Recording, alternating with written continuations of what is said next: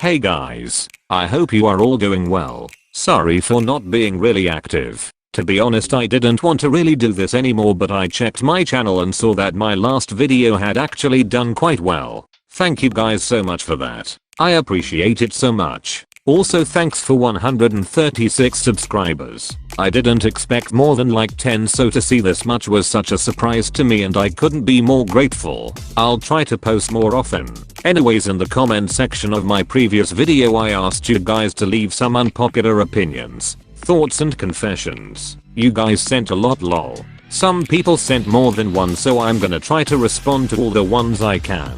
A quick disclaimer before we start. These are my responses to the opinions you guys sent me. You don't have to agree with my ideas and I don't expect you to, so if the thought of me criticizing your oppa makes you want to write a whole Twitter thread cancelling me, please click off this video. Basically, if you can't accept the fact that not everyone has the same view as you, please click off this video. Without further ado, let's get into the first opinion. The dating bans are not right. But if an idol signs a contract that states that they have a dating ban for a period of time, an idol should respect that they agreed to that.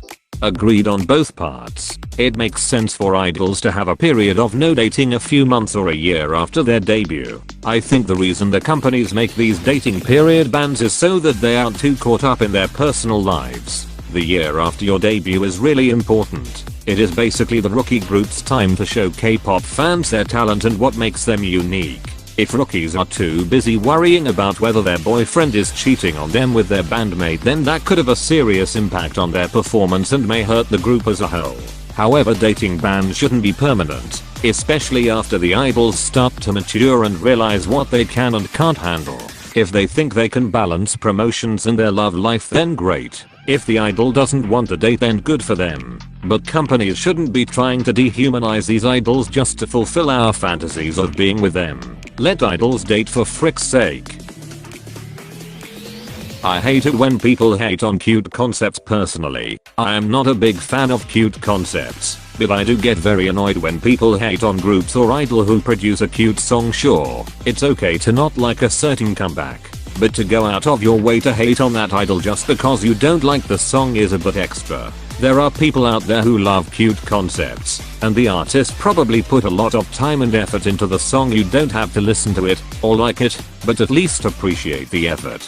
I agree. I love cute concepts and I don't see why people hate them so much. When are people going to realize that not every group is going to have a mature concept? I hate it when I see people telling groups with cuter concepts to change their concept. TXT had one cute song and you all were telling them to change it and do a more mature concept. Like, what the heck? There are literally thousands of K-pop groups out there. If you don't like a group with a cute concept, why don't you just go stan one with a concept you like? I wish there's more cute concepts for boy groups.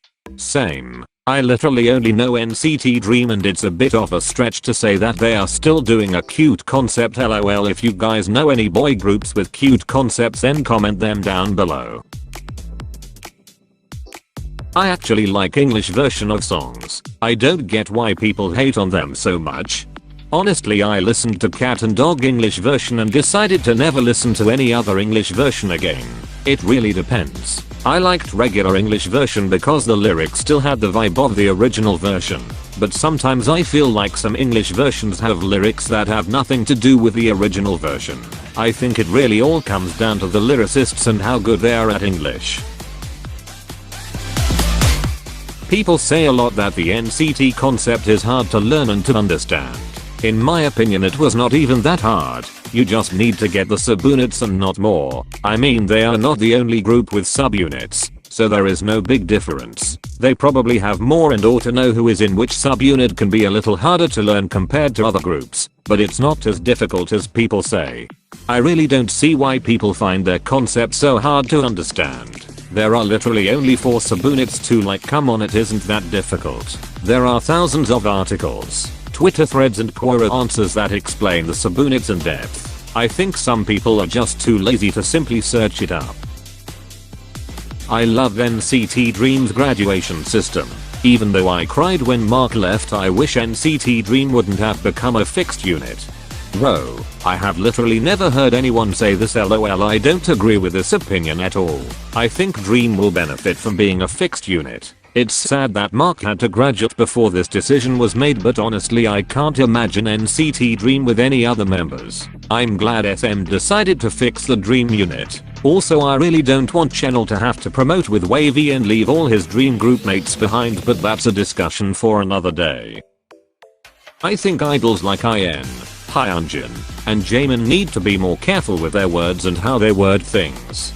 I agree. In a world where idols are criticized for their every movement, the way they word things is important.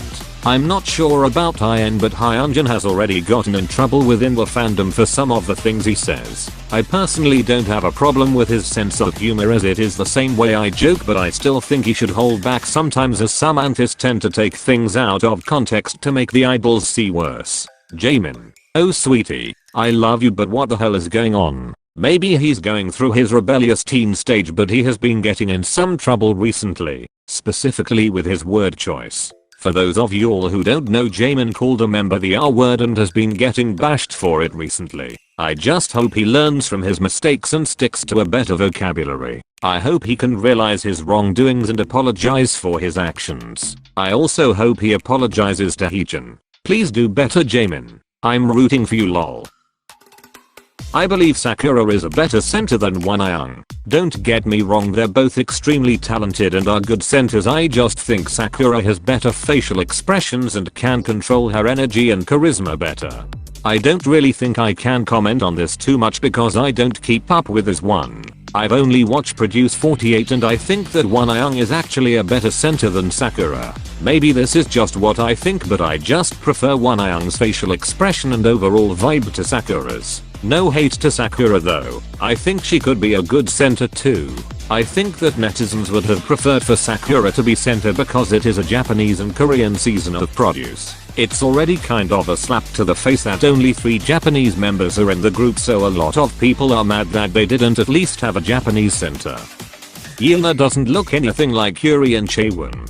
I've honestly never seen the resemblance between Yuna and Yuri or Yuna and Chaewon. I always mixed Yuri and Chaewon up, but to me Yuna is one of the more recognizable members. I think some people mix them up because Yuna and Yuri hang out a lot and are, to my knowledge, the most shipped members in his one. Also, am I the only one who thinks Yoonbi and Hyun look alike? While I was trying to get into his one, I always mixed those two up. Maybe there is just something wrong with my eye. Super M was a good idea but flopped. The idea of creating a group out of famous idols is amazing, and SM wasn't the first one who thought about it, but the timing of their debut and idols who were picked just made it flop. That's sad but real. I was really excited for Jopping, but when I heard it for the first time I knew that they won't be as successful as they were supposed to be. Although, I still want them to have a comeback. It may save them or just end everything.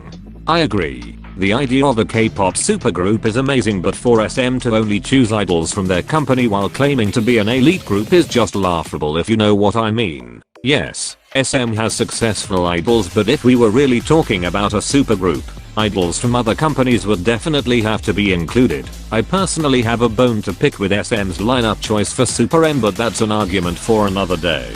To be honest, I like Jopping, but Mark's rap is the only reason why I decided to add it to my playlist. Had the rap not been there, I probably wouldn't have listened to it more than once. I'm curious as to what they are going to do for their comeback. I think this comeback is going to be what makes or breaks this group.